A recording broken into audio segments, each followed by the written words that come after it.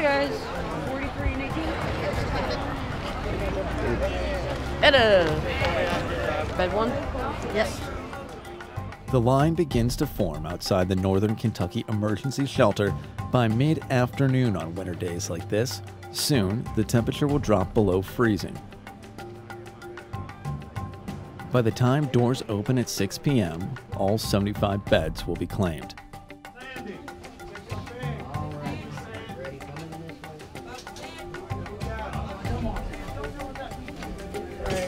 What's going on?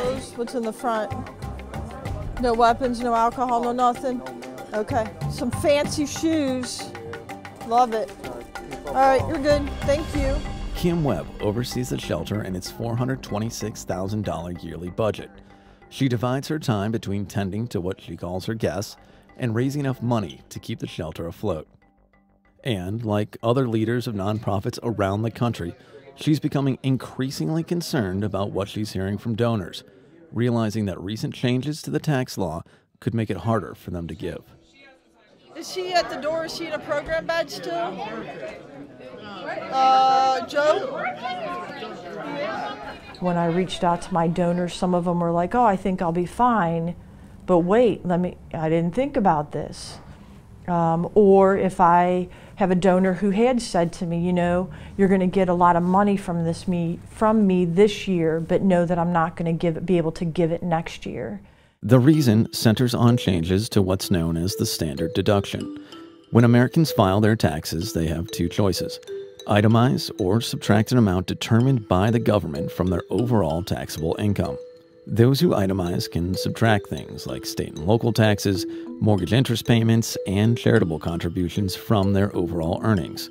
So, in this example, under the old tax law, a married couple would itemize $16,000 over taking the $12,000 standard deduction. And the standard deduction has been relatively stable for decades. But the 2017 tax reform law, championed by President Donald Trump, nearly doubled it to $24,000 for married couples and $12,000 for individuals. The move was intended to give a tax cut to lower and middle income earners, but it also means millions of Americans who previously itemized will now see a bigger benefit with this standard deduction, and the fear is that less itemizing will mean less charitable giving. At least some Republicans were aware of the risk. Months before the law passed, Senator John Thune said fewer itemizers would mean millions would have a lot less incentive to give. And that goes for the shelter's donors as well. I'm very concerned about not being able to give as much because of the changes in the tax laws. The tax law changes of things shouldn't be on the back of the people who are most needy, and that's what this is affecting. I mean, giving to the shelter means money that I gave to another organization will be less probably this year than what I've done in the previous years. And I've now prioritized the shelter in my case, but I do have concerns of where everybody else is. One estimate shows the number of households benefiting from charitable deductions dropping from 36 million in 2017 to just 15 million in 2018. And the year-end report from the Fundraising Effectiveness Project suggests the law already had an impact on giving in its first year. The total number of donors fell 4.5% from 2017, and though there was a slight uptick in the overall amount given, it was driven by fewer big-dollar benefactors. Experts are cautious not to draw too many conclusions just yet, and the law's supporters point to the overall increase in the total dollar amount given as proof tax reform is working. But what is clear is that most nonprofits can't rely on a small donor pool of only the wealthy. For the small to mid-sized nonprofits, they're the ones that are suffering the most. And these are your local organizations that people rely upon. People in the community turn to for assistance.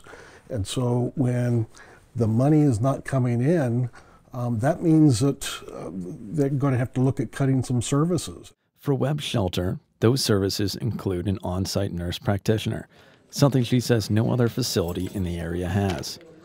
It's made life a little better for people like Robert Besfeld. The 68-year-old returned home after a hospital stay to find he was evicted.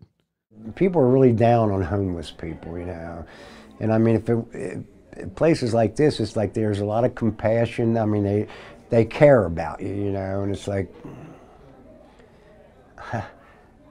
I'm almost in tears. This place has just been so good, it's unbelievable, you know. But if donations drop by even $30,000, roughly 7% of her budget, Webb would need to cut one of her 2 full-time staff members. And less staff means less individuals she can house. It may mean then I am going to look at what my capacity then has to be in the building.